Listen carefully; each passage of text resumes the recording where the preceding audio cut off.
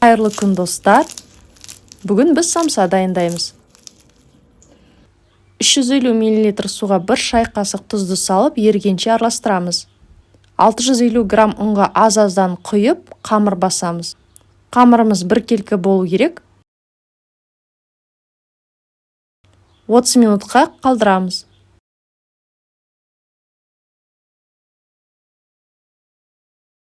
Отыз минут өткеннен кейін 4 бөлікке бөліп, жұқа 4 қамыр илейміз.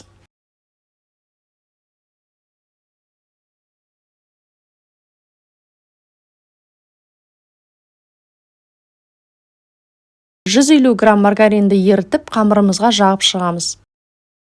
Әр қайсысын. Еленген қамырды бірінің үстіне бірін майлап саламыз. Тығыз жгут етіп ораймыз.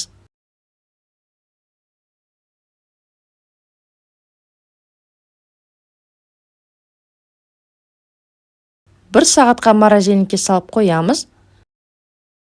Начинкасына 300 грамм фарш алдым. Оған 300 грамм пиязды уақтап турадым. Тұз бен бұрышты дәміне қарай қосамыз. Жақсылап араластырып аламыз. Қамырды алып шығып, бөлшектерге бөлеміз.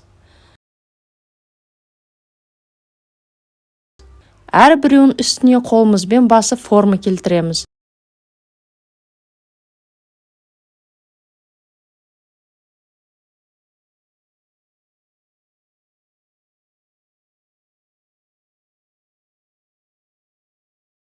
Жұқа етіп илеп начинкасын салып, үшбұрыш форма береміз.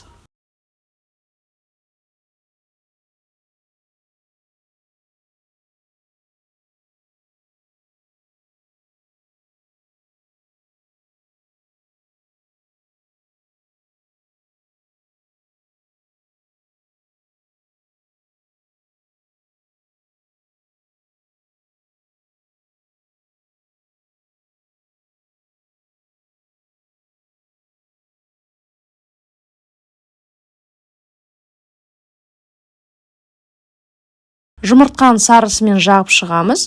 Үстінен кунжут себеміз.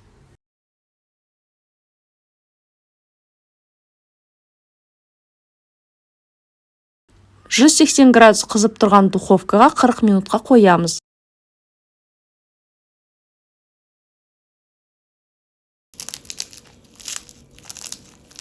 Біздің самсамыз дайын. Рецепті ұнаса лайк басып, комментарий қалдырып, каналыма жазылыңыз.